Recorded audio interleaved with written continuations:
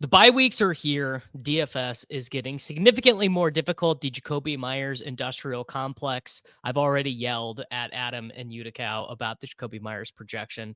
Lots of things for us to deal with in thinking about DFS here in week 5, beginning with a game that we already have a huge Q tag that is going to potentially render everything that we're about to talk about in terms of ownership and the slate in a different direction. The Miami Dolphins are traveling to play at Carolina, 44.5 point total. Tyreek is not playing in this game, but more importantly, Chuba Hubbard seems legitimately questionable at this point. Dave Canales, like literally right before you and I start recording this, did his press conference and says he left the week 4 game with a worse calf injury than he started it with.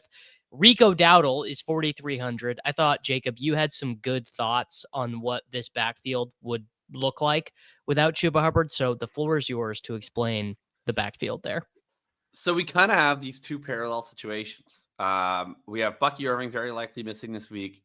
Chuba Hubbard probably less guaranteed to miss this week, but I'm putting him on the wrong side of questionable. He was legitimately questionable last week, and he only played like half the snaps. And Canales came out and said he's in a worse position than last week. So I think he's missing this week. And you have the ostensible backup here is Dowdle. You have White in Tampa Bay.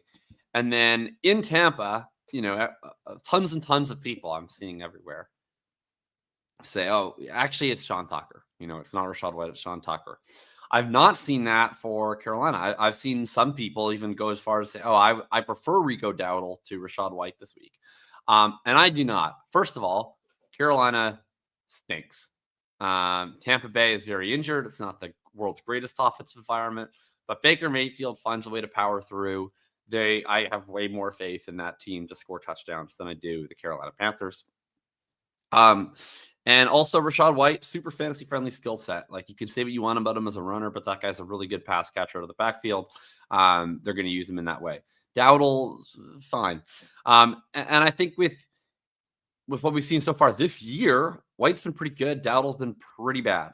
I would say if one of these RB3s is going to kind of in-game overtake the running back that's the ostensible starter, I would bet on Trevor Etienne more than I'd bet on Sean Tucker personally. So I'm probably going to be fading Rico if he is like a really highly owned DFS guy. Also, he definitely will be. That photo of Dowdle, by the way. What is this? What is this? I've never seen this before. I don't understand what this is. If someone is listening to this in audio format, like, we're on Run the Sims right now, and you have like a totally normal headshot of Chuba Hubbard. You have like the blank face headshot of Trevor Etienne, and you just have like an extremely zoomed extreme close-up of Rico Dowdle. of Rico Dowdle's like eye and nose, and it is creeping me out, man. So I disagree with the idea that Trevor Etienne is more likely to take over for Rico Dowdle. The first thing is DJ Dallas will be active. DJ Dallas is definitely going to rear his head in this game on third downs. We've seen DJ Dallas function this role for the Arizona Cardinals. We've seen him function this way for the Seattle Seahawks.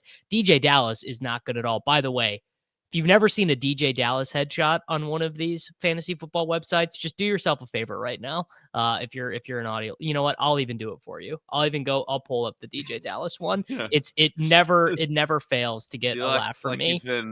Looks like he's been severely frightened. It's incredible. It's incredible stuff. Here you go. Here's the famous DJ Dallas headshot. He just looks so startled by whatever the photographer just said to him. So I'm totally in on Dowdle chalk because both of these teams kind of suck. And I don't think, like, man, if Carolina gets skunked in this spot, Miami does not have Tyreek Hill, and Dowdle can't get to 12 fantasy points, might be time to just pull the plug on even like Tet. It just means they have nothing left. But I think Etienne is a worse runner than Sean Tucker. The reason why I think the Buccaneers thing can be the classic, the running back 3 then becomes the running back 1. And I actually agreed with the analysis you did on Twitter that if it is just like a 1 to 2 game absence for Bucky, they probably are just going to be like, we know Rachaad White. We trust Rachaad White. We're going to let Rachaad White be the guy. But Rachaad White is like a provably bad early down runner or True. Maybe provably mediocre early down runner. Not to say he doesn't have his moments. Sean Tucker, in the limited auditions we've seen of him in the National Football League, has been a pretty good runner. He profiled as a pretty good runner at Syracuse. He likely would have been like a round 4 pick if I believe he actually had to have like a heart surgery. I think he had like a heart murmur, I believe. None of that is to say you can't play Rachaad White this week, because I think you probably can. But of the two situations, I think Tucker is a better player than I think Etienne is. And so that opens itself up in game. Like, not saying the coaches are game planning for this, but in game, Rachaad White just can't get anything going. He's just, he's going down at first contact, whatever. And they're like, all right, Sean, like, let's go. You get a series. What can you do? And Sean breaks off 2 nice runs. And then all of a sudden it can change in game. But I agree with you from a projection perspective. That's how I would project it. Yeah, that's totally possible. I think the other thing I'd just add, though, is like Rachaad White has the trust of the staff to a degree. They're familiar with him. This Carolina situation, they don't owe anything to really either of these 2 running backs. Right. We'll see. Dowdle's been like quite inefficient this year, I think, in a way that's gone a little bit underreported. I get the Carolina situation's bad, but he's not looked like the same player that he was sort of in Dallas last year to me. And I think Miami is, their defense is bad, and Carolina should have success running the ball on them. They should have, I don't know if Carolina will have success throwing the ball on anybody all year, but to the extent that they can, they might have slightly more success against Miami. But I continue to think Miami overall is underrated. I think that people still have this primacy effect going in their mind of whatever happened in week 1 really influencing how they feel about this team. Their offense has been perfectly fine basically ever since then. Will it remain fine without Tyreek Hill? I'm not sure. I think more highly of a certain Miami Dolphins wide receiver than most people. Oh, this has got to be higher hopes for how this team is going to be able to function with Waddle and Malik Washington. I think it's going to work you out have to just be fine. like sweating button pressing guy, because everyone agrees with you this week that Jalen Waddle is an awesome play. Like, you're not even getting any leverage playing Jalen Waddle this week. Like, everyone agrees with you. Like, oh yeah, let's just jam in Jalen Waddle. Yeah, it's no longer fun. I mean, maybe I have to do what the Jalen Waddle move is spiritually, which is everybody's playing Jalen Waddle. You got to play Malik Washington. So maybe that's the move. I think Malik Washington is legitimately interesting at 3,900. I'll probably have one lineup. Yeah. I speaking of, we were just talking about co-managing bids with Ben Gretsch before the show. Speaking of that, I disagree with both Gretsch and you on the Malik Washington stuff. I think this will be I think this will be a DeMarcus Robinson-ass situation where the good wide receiver goes out, is replaced by a bad wide receiver. Everyone finds themselves very interested in the target earning fun young wide receiver, and then the target earning fun young wide receiver, which in this case is Malik Washington, does not play as much as the the Seals want him to. So I'm not saying that like I get your projections, bro. Now you work with Run the Sims. That's fair and fine. I get if you tell me like Nick Westbrook-Ikhine is going to run more routes than Malik Washington, sure, that's fine. That seems plausible to me. But if the key is to me, like, who's going to do the things Tyreek Hill does in this offense? Because everything in this offense Malik, is very I agree. And it's like that Nick Westbrook-Ikhine is not. So if they aren't increasing Washington's role at all, that from what it was, then that means Jalen Waddle is going to be like a top 10 wide receiver rest of the season, because that means that stuff has to go to Waddle. But like I think some of it'll go to Waddle, but I think some of the short area screens and ball in hand, that kind of stuff has to go to Malik Washington. I think you see Waddle's role, of course, increased as well. You see Etienne's receiving role probably even increase a little bit more. And Westbrook-Ikhine is just going to be out there running routes for the love of the game for the most part, I think. He is not a target earner. Cardio king. It's a long time to be spent on this game that is not even really all that interesting. Very fair, yeah. Yeah, Ted is fine too. Ted is, man, can you imagine if he scored a touchdown? Like, imagine a world where Ted McMillan scored a touchdown. He would be because his target profile is like top 15-ish. He is kind of doing the Drake London thing, actually. Everyone comped him to Drake London as a prospect, and he is extremely Drake Londoning in the National Football League. The All right. Londoning is going crazy right now. Let's move on to a game that, basically whatever you decide to do with this game, the Dallas Cowboys traveling to play at the New York Jets, 47.5 point total. Is that going to be the highest total for a Jets game this year? Probably. 2.5 point home dogs to the Cowboys. Whatever you decide to do here with Justin Fields, with Breece Hall, with Dak, with Pickens, with Javonte, with Garrett Wilson, with Jake Ferguson. Kevontae Turpin seems legitimately questionable this week, has not practiced yet this week. Jalen Tolbert is 3,600. Mason Taylor had 6 targets last week. Where are you at with Cowboys Jets? Yeah, I think this is going to be potentially fun. I mean, every game involving the Cowboys has high upside for DFS. We've seen them put up, 77 in a game with the Giants, 80 in a game with the Packers. Just a lot of potential. It must suck being Dak Prescott. He basically has to play 100% perfect football in order for each game he plays to be a toss-up. And if he makes like 2 mistakes over the course of a game, then they lose by multiple scores. That's the issue facing Dakota every week that he logs in for work. I'm probably pretty interested in playing the Jets side of this game because there's only 2 guys that are remotely notable among their skill players. Breece Hall. I'm giving them 2.5. Oh, are you interested in Mason Taylor? Okay, I'm interested in Mason Taylor. He's a punt tight end, so that's totally viable. I'm super interested in the other 2 guys, and I would consider Taylor in like a Fields lineup. Why not? Hall, I'm really interested to see how crazy the ownership gets. It might get crazy, but I don't think that sentiment on him is that high, so maybe it stays somewhat in check, and there's going to be injuries at the running back position, so if people get sucked into the Dowdle stuff, if they get sucked into the White stuff, I think that might keep Hall like somewhat on planet Earth. And I really, really want to play the shit out of him this week if I can. I mean, I think he's looked good all year long. I think that he has had games where they've not been able to move the ball, and that's hurt him. They've had too much Braylon Allen usage. That's not going to be a problem this week. I think he's just set up. Instead it'll be a rival game. South Dakota State University Jackrabbit who is getting the annoying amount of usage. I mean, Davis is going to get more usage than maybe people want, but it's not going to be that much. He already has a lock-in role playing on passing downs, so he doesn't need to. He doesn't need to expand his role that much to get touches. I think he'll mix in for some early down, low value stuff. The Braylon Allen usage that's really tilting is like not as much the total touches, but it's the goal line work. And I think that's unique to Braylon, not because he's good at it. He stinks at everything, but because the team thinks that he's good. He has his whole life. He has his whole life ahead of him. He sure does. But like, yeah, I don't think that they're going to pull Breece off the field at the 6-yard line. Here's the question I have for you, because I really don't know the answer to this.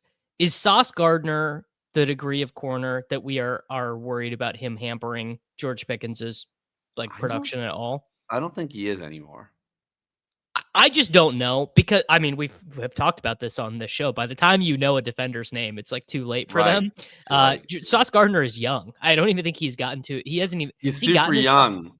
Yeah, he has gotten his contract extension. Yeah, okay. It's big, but he was not that great last year. I don't know. I'm talking out of my ass. I have no idea how good he's been this year. I know he was kind of underwhelming last year. I don't think number 1 wide receivers, and don't ask me how many snaps that Sauce Gardner has played on each of these guys, because I don't know. Right. But I don't think that number 1 wide receivers against the Jets have been that hampered. DK Metcalf had I think a perfectly fine game against them. I mean, these are not Tyreek Hill was having a great game until he snapped his leg on Monday night. Against Buffalo, he gave up 39 yards. Buffalo has no good wide receivers. Have a wide receiver, yeah. And then against Tampa Bay, he mostly it looks like he mostly sticks on one side. I mean, his PFF grades are bad. His coverage grades are bad. He gave up 3 for 52 in coverage against Tampa Bay. I mean, again, you guys really are talking to the wrong people about cornerback matchups, but I would say Dak, Pickens, Garrett Wilson is just so good. And Fields. I mean, Yeah. I think the interesting thing to do with Fields this week is to not play anyone else from this game with him and say, this is the most heliocentric performance of the week. He runs for 70 yards and a touchdown. He throws one touchdown to Allen Lazard, one to Garrett Wilson, but Garrett Wilson only gets 14. I really liked your tweet about them running a service academy offense in that Monday Night Football game, because that is exactly what it was, which is really good for Fields and useless for everyone else. Like Garrett Wilson, like really could have not gotten there in that game, despite how well they were. Yeah, he also could have had 30 because they stole a touchdown from him on one of the worst OPI calls I've seen. So yeah, I'm playing Garrett this week. I'm playing Hall this week. I guess we'll see what the ownership is. I'm obligated to tell you that both of these players are probably bad plays at high ownership because the floor on this offense, even in a great matchup, is so low because they can do the service academy shit, which is like arguably bad for everyone because it just drains so much time off the clock and it's horrible around Dallas. If the Dallas players are chalk, yeah, it's horrible for everyone. Horrible for everyone. And it's not even that good for the Jets because it means like Davis is going to get some of those carries, because that's the thing that I think people don't understand about Fields or about Hall's role sometimes is they'll have these drives where they're successful and they're super, super run heavy. And then Hall's snap rate will look bad. But like, that's because running backs are touching the ball on like every single play when they're in this mode. And so they've done that a few times where they get like 10 running back carries on a single drive and Hall has 5 of them. And it's like the snaps are 50%. But if you just think about it, you'd be happy if your running back got 5 carries out of 10 plays. The other 5 were pass attempts. It's just he's on the field for those other plays. So, yeah, anyway, my point being, it's not that great for Hall. It's not that, you're not playing Isaiah Davis. Fields is getting some rushes, but it's cannibalizing everything else, including his own passing. It's cannibalizing Wilson. It's cannibalizing the other side. So there's a limit on how much you want to play this game at ownership. I'm probably just going to play Hall and Wilson anyways because I'm a slappy drafter, baby. Breece, his projected ownership is going to go down once we get once there's some clarity, like on who people are going to play in the Tampa Bay backfield, and then once Chuba Hubbard gets ruled out. All right, the New York Giants traveling to play at the New York Saints. So we have Jackson Dart in a dome.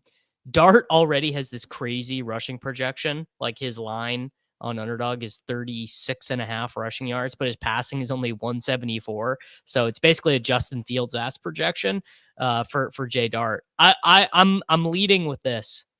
This is the week to play Alvin Kamara. If there was ever going to be a week to play Alvin Kamara, this is 18 rushes, 4 receptions, really high equity for a score. Kendra Miller ran incredibly well last week. The first run of Run the Sims projections had Wandale for like a gazillion points because it just poured it over like a bunch of stuff for Malik Neighbors, which I just thought was very funny. Juwan Johnson is a good play. Where are you at on Scattaboo? Are we just totally buying the creatine Caucasians for the New York Giants? So I'm still really hopeful about Scattaboo overall, but I would say I'm slightly less optimistic today than I was this time last week. One, Jackson Dart is going to run the ball a lot, and he's going to run the ball a lot at the goal line, and that's going to be a legit issue. So I think you have to view Scattaboo as like similar levels of vulture risk to like a Breece Hall. You also have Dart is not really known for his check down proclivities. He likes to rip the ball down the field. Week. Yeah. And if he's not ripping the ball down the field, he's also liable to scramble. So that's going to reduce, I think, some of the floor for Scattaboo. And then you have Malik Neighbors exiting this offense, which is going to reduce touchdown equity. They're just not going to be as good of an offense. And it's going to obviously hurt the efficiency. So I think that you kind of are losing some down-to-down efficiency with Scattaboo. You're losing some touchdown equity. You're losing some checkdowns. And you kind of have to get there on volume. So I'm still excited about the profile overall. I think he's going to be an RB2 rest of the season. But I don't know that I'm like jamming him in. I think a lot of bad things have kind of developed for him just on the margins.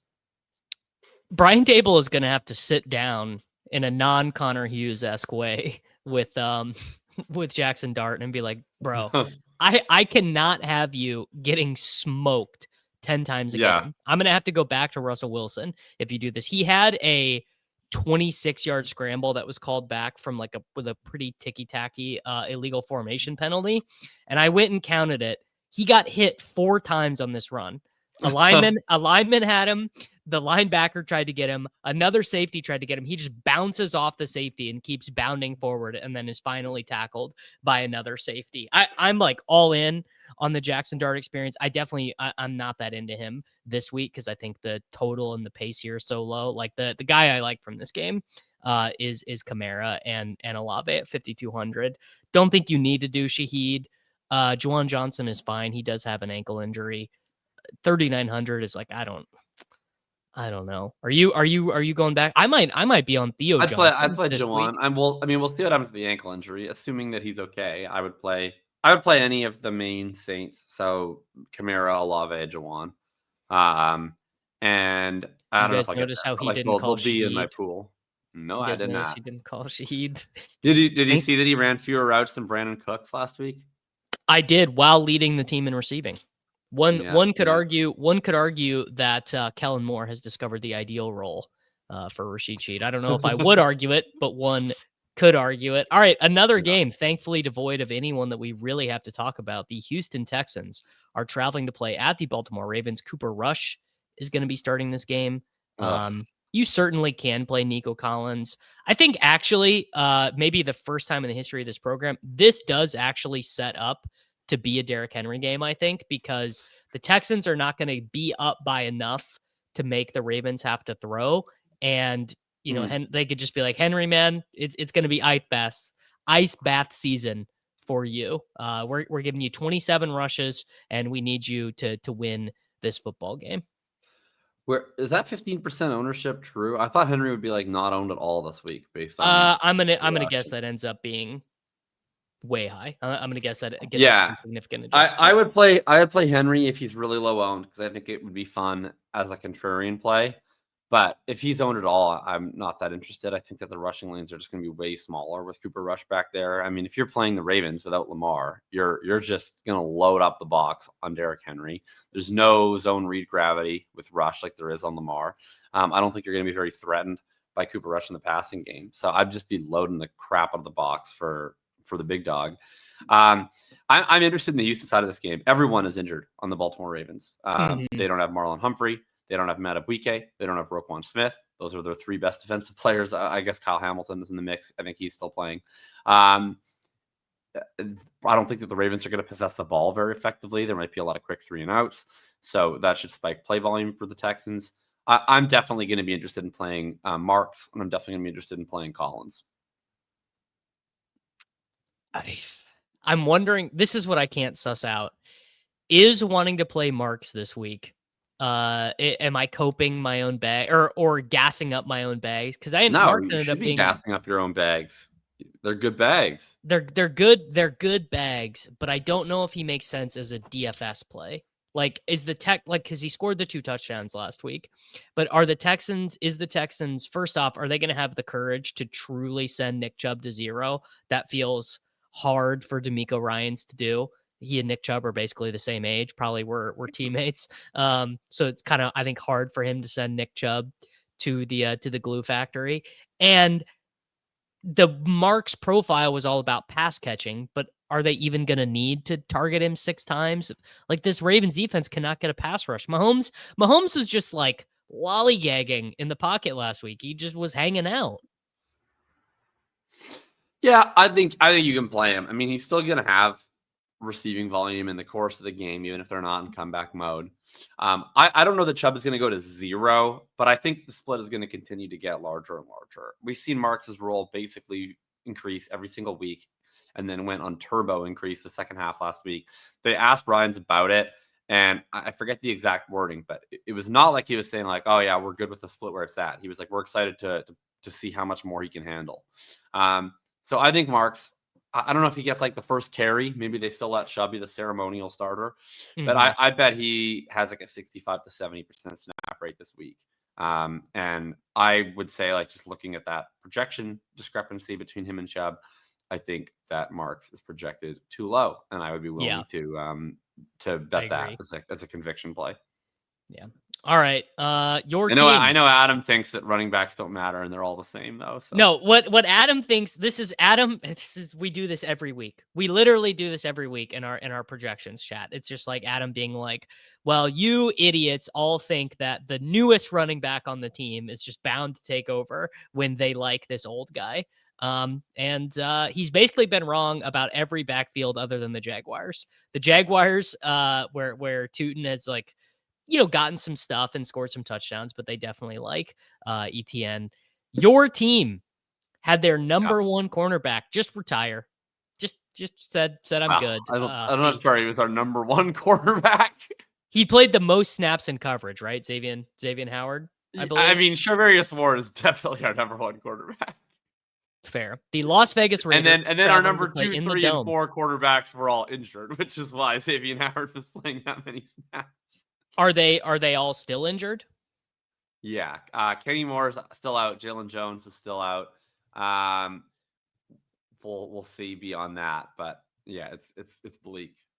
All right, give me this day to play with your team. We were on dimes last week. He could have gotten there for us had a type 1 diabetic with an attitude problem not reared his ugly head.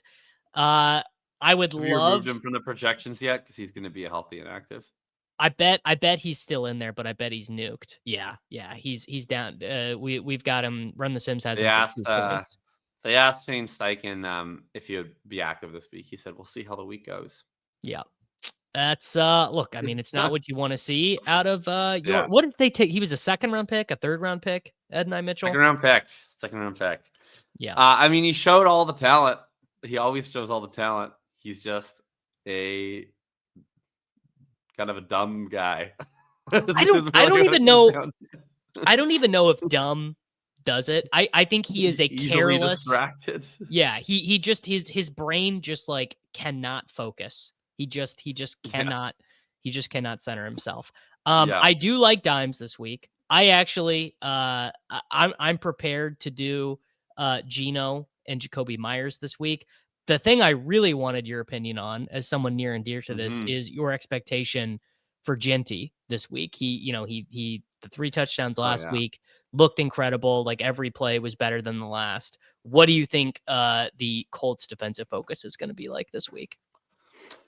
Well, I think it's a good matchup for the Colts in that their biggest problem is they don't have any corners, but I don't think that the Raiders have like a receiver like Puka that's of that much going to strike that much fear into anyone. I think you can kind of just zone up the Las Vegas Raiders.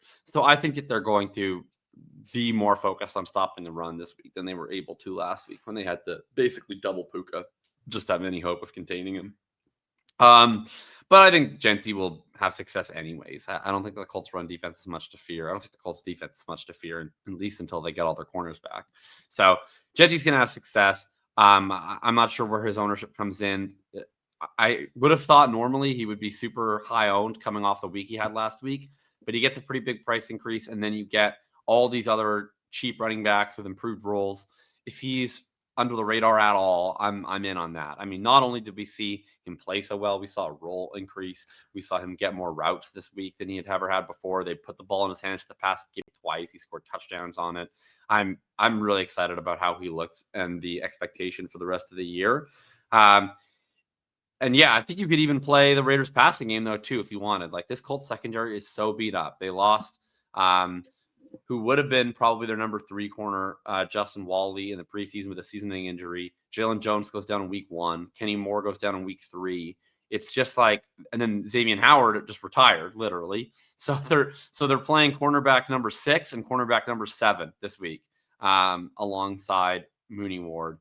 So I think you can get excited about the Jacoby Myers production industrial complex if you want to. You could definitely play. We'll see on the brace, but I'm more tempted to play Brock Bowers. It's confirmed. Pete Carroll said yesterday he's still wearing it for at least this week.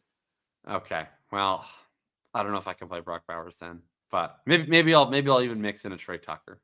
Who knows? I was gonna say, like, the way that you would want to attack the Colts would be with like vertical throws. It would be like, all right, Sure. well, like go win on an island, cornerback 7 from the preseason, and I mean Tucker he scored a long one in week 1. He ended up getting like some residual ownership last week. I don't think he's going to carry any of that this week. And then, I mean, Tyler Warren is just like every week. Yeah, you can play Warren, Pittman, Taylor, and Daniel Jones, I think, every week, all season long, if you want to. Yeah. Um, yeah. I think I'm gonna run back the Genty experience this week, like waiting to see what the ownership projections are. But I really enjoyed my first trip down Genty Lane. Well, I guess it was technically my Yeah. second trip down Genty Lane last week. But I'll be excited to do that again. All right. The Denver Broncos are traveling to play at the Philadelphia Eagles in a case of who can play uglier Disgraceful football offensive team. football. Yeah, this is gonna The be disgraceful Philadelphia Eagles. throw the damn ball. I Play am football. Just play football. I'm morally opposed to having a team this good.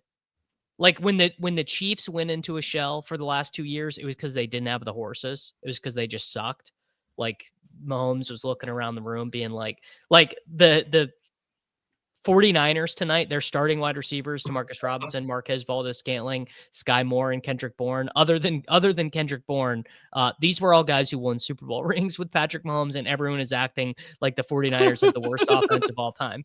The Eagles have no such excuse. The Eagles have Saquon Barkley, A.J. Brown, Devonta Smith, and Dallas Goedert, and they did not complete a pass in the second half. So this game, I think, is just going to blow. Yeah, the Eagles disgust me. I think that they're offensive to the sport of football. And I never want to watch a second of what they're up to.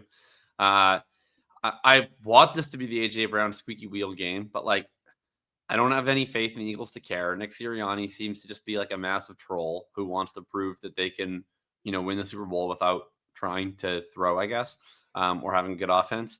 And then Brown's going to deal with Patrick Surtain, and he's like one of the corners that I do actually get worried about. And like if they had a good offensive coordinator, I would say, oh, they'll move him around the formation, all that good stuff. But they don't have a good offensive coordinator. They have Kevin Patullo, who has drastically reduced their play action rate. He's drastically reduced their motion rate. He doesn't tunnel his pitches at all. He basically just lines up in pistol or under center every time they want to run the ball. If they want to pass the ball 10 times a game, they line up in shotgun every time. I don't get what's going on with the Eagles. Like they had a great OC in Steichen. They lose him and they promote I forget his name. Is Brandon Johnson right? I think that's like almost right, but not quite right.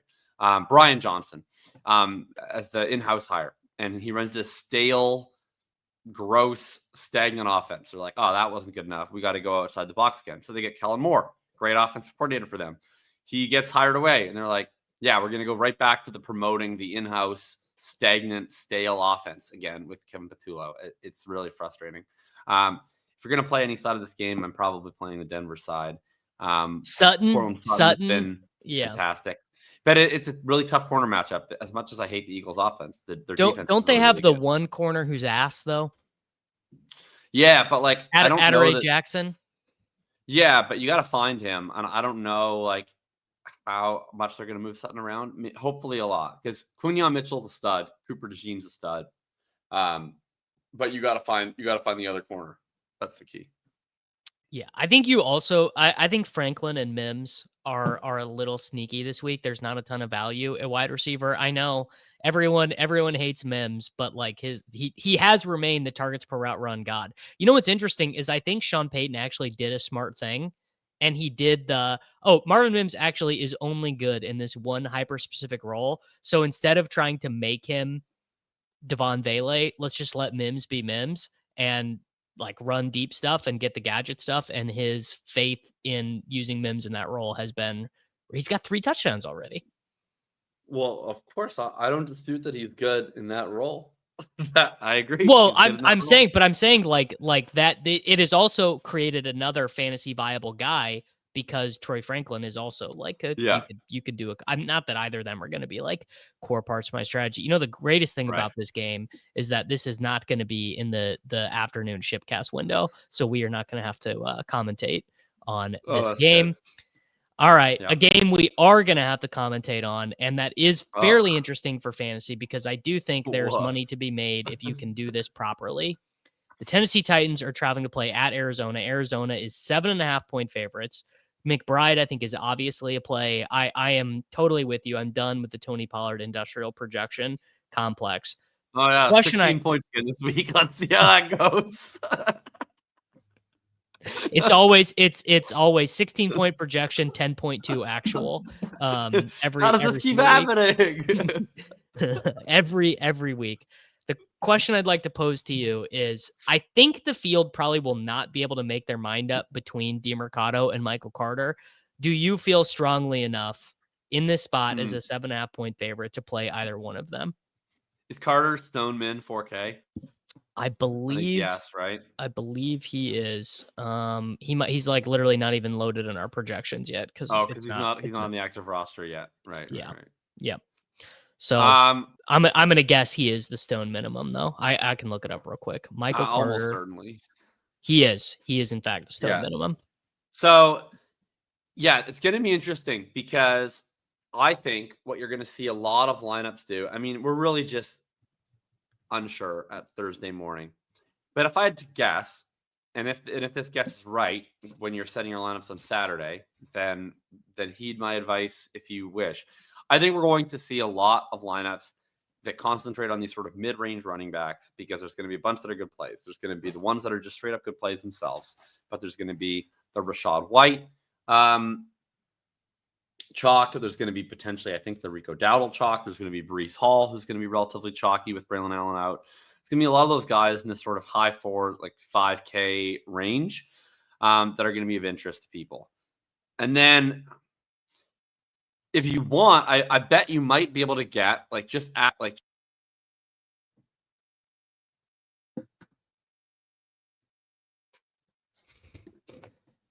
my man was too locked in to Michael Carter, Amari DeMercado takes. The big guy, big internet was saying you had a secret that could not be spilled about Michael Carter. What happened was I touched my plug-in that plugs in my camera and mic, my little adapter. I like grazed it with my finger, and now it's just off. It set off the whole thing.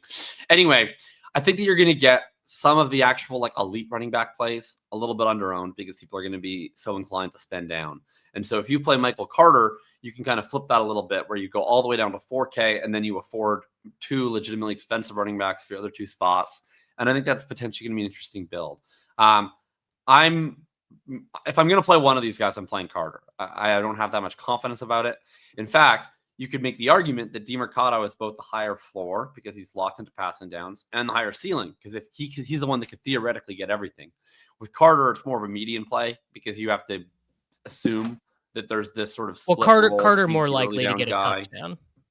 Yeah, and I just think that he is. I'm reasonably confident in that. I think he's the guy with more pedigree. He's the guy that more recently has been trusted by this team in that role. But it's uncertain. So I would play Carter at 4K. I will, especially against Tennessee, which is just a ridiculously favorable matchup. I don't think you're like a crazy person if you play DeMercado either. We're kind of just guessing. So I think both those guys are in play. And so are Trey McBride and Marvin Harrison if you don't want to deal with all that. Yeah, I think the terrible take I have loading for this slate is I believe in Marvin Harrison Jr. I mean, that drop for the interception was one of the worst plays I've ever seen a wide receiver make, regardless of pedigree. And to come back in the same game from having made that mistake and then have the concentration, like to score that touchdown. I mean, that was like very impressive. Like fighting, it was a very impressive play to make, and very impressive that the same player made both of those plays. AD Mitchell would never. AD Mitchell was clearly in his head big time for the rest of the game after having made that mistake. And Marvin Harrison Jr. was like, all right, dude, I just got to lock in. I just got to lock, and he locked in. So and he will not be owned, right?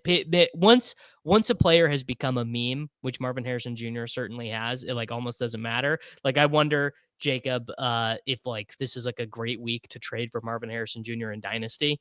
Like if you had so you just lost Malik Neighbors, I bet you could trade Malik Neighbors for Marvin Harrison Jr. plus You had this great. Well, you had this great thing in thinking about the concept of like, well, the gap there is not worth a whole first, but worth like 0.75 of a first or something. And I think you could use Marvin Harrison Jr. to fill some of those gaps. And then I'm kind of done with the Io Manor experience. Every week he's 4,000. Some weeks he'll score a touchdown. Most weeks he probably won't because the Tennessee Titans are scoring on like 6.5% of their drives. Continuing in the afternoon window, this is a game that you do, I think, have to make some decisions about. The Tampa Bay Buccaneers are traveling to play at the Seattle Seahawks. We have got JSN, who is 7,100. He is just going to be really worth this price. JSN, if we were redrafting our fantasy football teams today, would be like the 5th overall pick, probably. And I feel like there is a reticence. You know what this kind of reminds me of? They don't play anything alike, but it reminds me of everyone slowly realizing how good Davante Adams was. Like, it took about a year for the realization that Davante Adams was going to be one of the best wide receivers in fantasy. I think we are there with JSN. Yeah, I mean, JSN back on the main slate looks awesome. I just did a article out, which includes my rest of season rankings. I have him in my redraft top 10, and that was like with the most home league possible settings imaginable, where I'm boosting running backs up. He's definitely going to be a legit play each and every single week, and I'll play him this week. The interesting side is probably the Tampa Bay side. It's, Rachaad White sitting there, $4,700. Probably going to attract a lot of ownership, but I'm curious if he's not going to attract as much as I think he should, just based on how much Tucker sentiment there is and how many other options there are. If he was the only guy that was falling into this workload, I think people would just get over it and play it. But since we're probably going to have Dowdle, since we're probably going to have Carter, since we're probably going to have, we'll definitely have like Breece Hall without Braylon just a little bit further ahead in a great matchup. I think he gets owned, obviously, but I don't know that he's going to get owned the way that like Jordan Mason got owned, a few weeks ago. Oh, absolutely not. It's a horrible matchup, right? I mean, what would you guess Rachaad White's ownership is when we flip the cards on Sunday? 17%, something like that. And I think that's like a jam for me. I think that's like a 100% of lineups jam for me. I don't like Rachaad White. Okay. I get it. The guy is a great pass catcher, genuinely one of the better pass catcher running backs that we have in the NFL. That matters a lot for fantasy. He is big. He's going to get the goal line work. He's probably going to get 60 to 70% of the carries, I would suspect, in base case most of the time. Like, his role, I think, is going to be arguably as good, if not even potentially better, than what Bucky Irving's role has been all year. And like, do you think that the talent gap between them is actually that massive that should be like $2,200-$2,300 less in projections? I think that's crazy. So I guess I'm like, I consider myself a pretty anti-Rachaad White person, but for this purpose, he's like supercharged Samaje Perine or Alexander Mattison, where he gets this really great role. And I think that people are losing the plot a little bit with Sean Tucker, when in the only outcome that we've actually seen no Bucky Irving since he's become a starter, which was that week 14 game that Irving left in the fourth quarter. It was all Rachaad White as a complete workhorse, and Tucker mixing in very occasionally. So I think if this was a season-ending injury, Tucker might be able to work in ahead of him on early downs over a sustained period of time.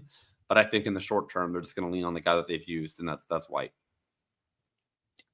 I kind of started the week thinking I would be a Sean Tucker bro, but I've been convinced.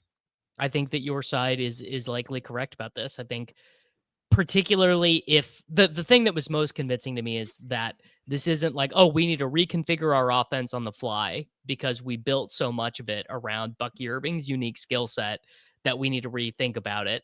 Well, if Bucky Irving is like, I mean, right now it's Thursday, he's still being listed as questionable. I don't think there's like no chance he plays, but if this is going to be a 1 or 2 week absence, you keep the offense the same. Rachaad White's actually been like fine this year. He was really good in that Monday Night Football game against the Houston Texans. Sean Tucker's definitely going to get some early down work, but this is he's going to get the trap touches. He's going to get the stuff we don't really care about. Rachaad White could get like 7 receptions here or whatever. Then on the Yeah. other side of the game, Walker and Sharps. I mean, what are we doing there? Like Walker is going to be unowned. Right. He will not be 6%. It'll be a lot less than it'll be 3% maybe. He'll be in the player pool. I don't know if he makes it into a lineup of mine, but I'm interested. Like if this wasn't a week with so many value running backs, I think I would really want to play Ken Walker. He would be like a potential gold star guy for me because I think he is just really good at football, always liable to take an 80-yard run to the house, won't be owned because people were tilting his snaps in a primetime game. And like as much as the green zone stuff is a concern, he had 20 touches in that game. People were very upset about it, but he had 20 touches in that game. So I would be into him in most circumstances. I'm not sure if I can get there given how many value running back plays are on the slate. Also note Chris Godwin is probably going to be a guy that I'm going to play a lot of this week. He ran basically every single route. Last week, he had 10 targets. He was not efficient. People are loving Emeka Egbuka so much that they're probably going to have him at higher ownership despite, being $1,000 more than Chris Godwin, when I'm not so sure that they aren't more than a coin flip to outscore each other on a week-to-week basis. So I'm very in on Godwin. I'm very in on White. I'm intrigued by Walker. I'm going to jam JSN. I'm in. I am thinking this game is going to also probably suck in the afternoon window, and we're going to be watching it. I would say Walker. Like my favorite plays would be JSN, Rachaad White, then Walker, and maybe I won't even end up getting to Walker. Because like the Charbonnet stuff, he's definitely not going away. I think the coach, like you see watching the games, why coaches get sick of Ken Walker. We love Ken Walker for his ability to hit home runs, but it will be like a 2nd and 2, and all of a sudden Ken Walker will have changed direction 3 times, ran towards his own end zone, trying to hit the home run, which, if you were a fantasy football player, you really like. Yeah. If you are Mike McDonald, you probably don't love it. All right, game of the week. What you decide to do with the players in Detroit traveling to play at Cincinnati will determine how much money you win this week. So you better hope that you pick the right players. 49.5 point total, but the Lions are a 10.5 point road favorite. Gibbs is 7,700. St. Brown is 7,900. We've got JMO below 5,000. We've got Laporta at 42. Tell the people why they can't play Jameson Williams this week before I tell them why they can. No, you can play Jameson Williams this week. He's not going to be on 4,900. He's playing the Bengals. They tried to get him going last week. He had the most air yards any player in the NFL. They really tried to feature him. He stinks. So, it didn't work. Come on, dude. Come on. I will say the one drop on this, Goff put it in the bucket. The other one was the other long touchdown that he missed. That one was on Goff, but he did basically have 2 50+ yard touchdowns in his hands, and was very, very Matthew Golden-esque of him, another player you hate. But how are you looking to play this game? Yeah, I legitimately am looking to play it through Jameson Williams. You're not going to believe this, but he's going to be featured at the end of this program for me. I think teams are going to use the Bengals, much like the Broncos did last week, as their way to get players that they have high hopes for who have not yet succeeded ingratiated into their offense. We saw the Broncos basically be like, look, we can beat the Bengals however we want, but the way we prefer to beat them is by getting RJ Harvey going in this game. And I think that's how the Lions are kind of going to look at it. They tried to get Jameson going last week. It didn't really work. I think they go back to the well this week against a team that can't do anything against anybody. But I'm open to all the Lions. Amon-Ra is a great play, obviously, every single week. Jahmyr Gibbs has been a guy I've been jamming most of the season. I'm certainly going to continue to do so this week. I mentioned I want to try to play some of the expensive running backs. And then, I don't know if you know this, but David Montgomery. But he is from Cincinnati, and his sister experienced quite a horrible accident that I'm not going to, I can't remember the specific details, so I'm not going to bother. But she can't walk. Yeah. And so she's not seen him play since that accident, but she will be there in Cincinnati in their mutual hometown to watch him this week. If you are familiar with Dan Campbell, I think Yeah, that he will ever get heard some of him? goal line opportunities this week. The thing that is so curious to me is what percentage of the pool is going to be hip to this? Like Montgomery will catch some Right. ownership anyways because he projects all right and it's such a good spot.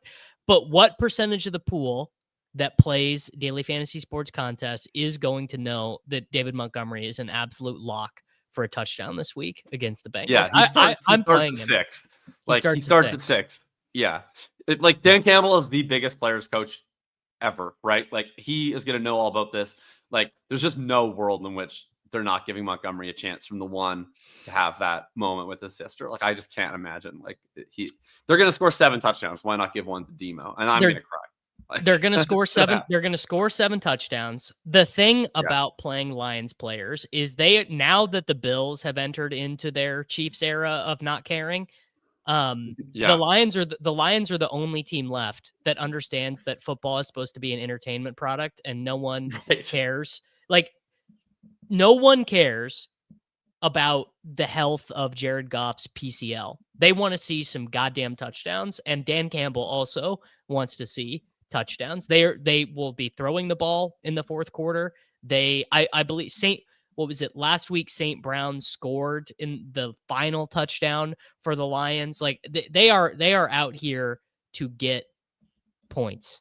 And I think that aligning your incentives in your lineups with the Lions, like I don't think I've played Laporta in salary cap DFS since his rookie year. I'll be playing Laporta this week. I'll be playing. I mean, St. Brown I think is probably a cash game play that I haven't run optimals yet, but I have to think he's like the best projected wide receiver by a whole standard deviation. The only wrinkle is, are you going to be using a bring back at all? Like, is there any, like, are you playing Chase? Are you playing T? My sense is no, but maybe. I don't think so, man. The Bengals are bleak. Like at some point, Chase's salary is going to decline. And Just his like ownership Tyreek won't go last up. year with And Huntley. so then I will consider it. But like at $7,800, it's no thanks for me. Do you know who currently the backup quarterback for the Cincinnati Bengals is? It's not Logan Woodside, who it used to be. I don't know. Is it like Brandon Allen? It's basically Brandon Allen. It's Brett Rippon, who's basically Brandon Allen. Yeah.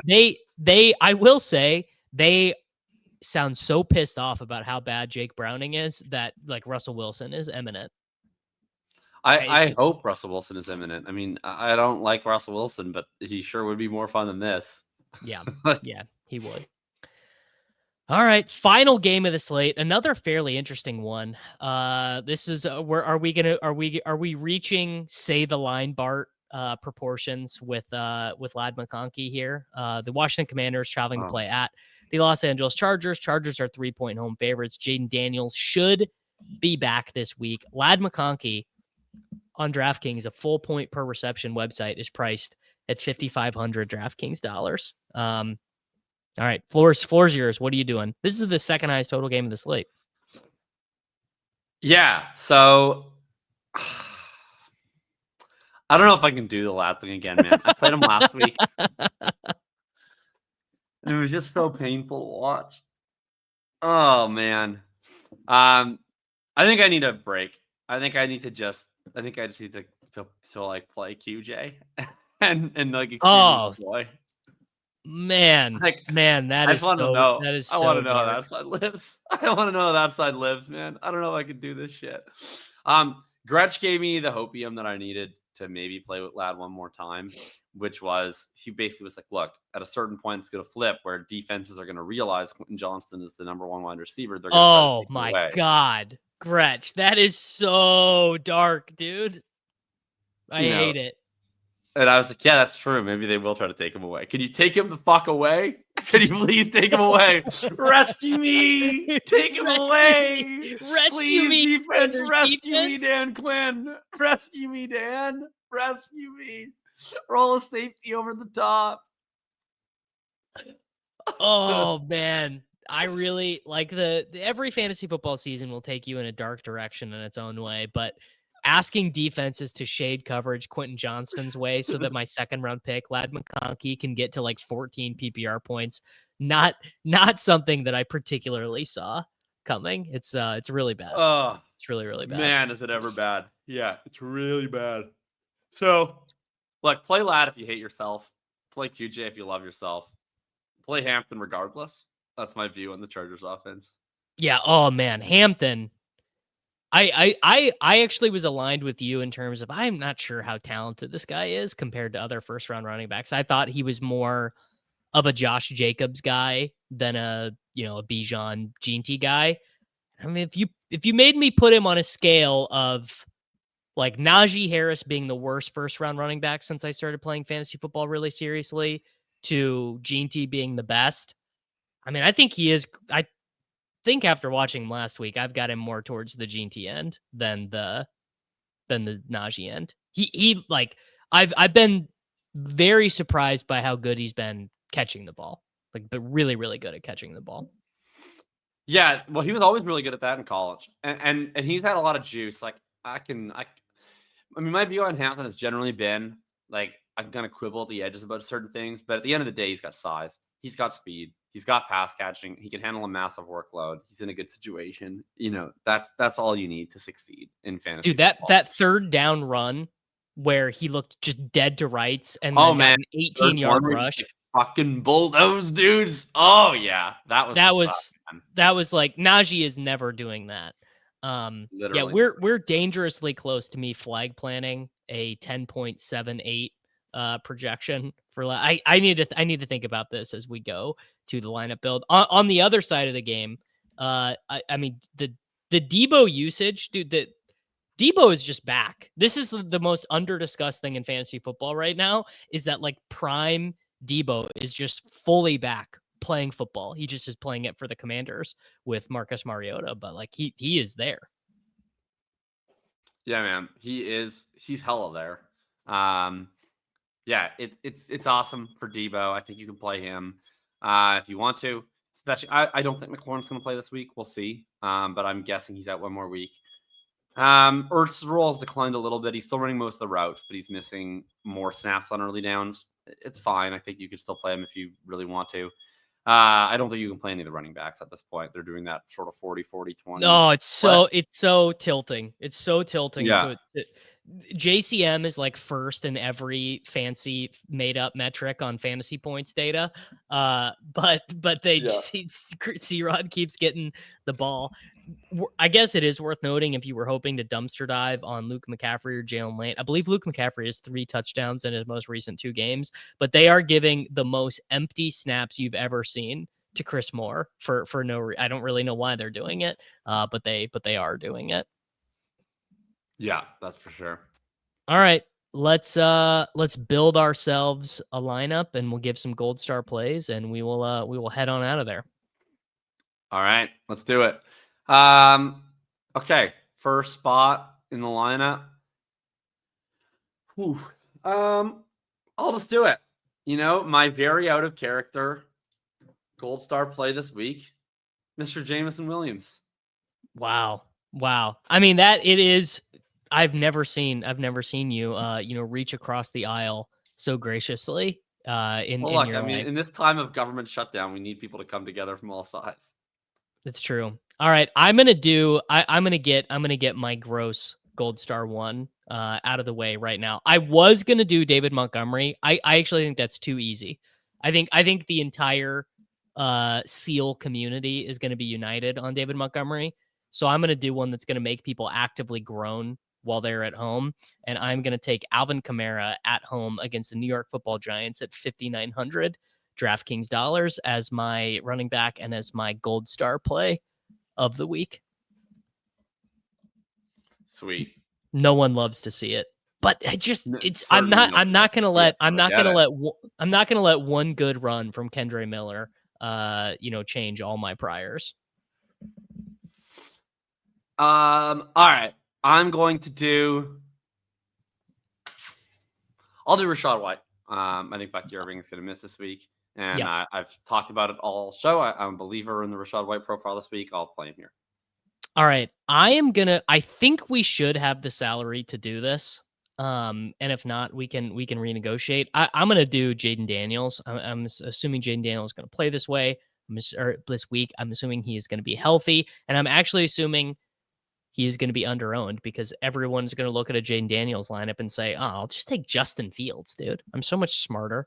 I'm going to take Justin Fields, a guy who has no downside." Justin Fields has never disappointed anyone in fantasy football history. Absolutely, he's never once has. I definitely think that's a solid pick for sure. All right, my pick here. Let's do. We didn't really talk about tight end much. They're all kind of bad. One more time. Ladd McConkey. Wow. We ride. Dude, Ladd, he's 5,500. He's 5,500. We are now in a range where Ladd McConkey having 4 catches for 48 yards and a touchdown at this price does not. He was 6,700 not that long. Yeah, he was 67, 69, 68, 65 on one Mr. Ladd McConkey. So we have $22,000 remaining. That's 5.5K left per slot. It's all kind of gross at tight end. I'm trying to think if there's any, there's not. I guess we could do Ertz as the correlation. You know what? I've got to take. Well, you know what? No, let's just do Tyler Warren. The take was going to be Mark Andrews as one of the beneficiaries of the Cooper Rush thing, because at least there's going to be 35 dropbacks, but Tyler Warren is just way better. Yeah, I definitely prefer the Tyler Warren side of that equation for sure. All right. What else are we doing? I'll leave you to the wide receiver if you want to do the Debo. Well, thing you can take whoever you want because the Saints defense we have so much salary. We have so much salary. Yeah. Okay, I'll do Jahmyr Gibbs with my 77. No, I won't because Monty's gonna steal all the touchdowns this week. I'll just do Jonathan Taylor. Let's just homer it up. I mean, that's fine.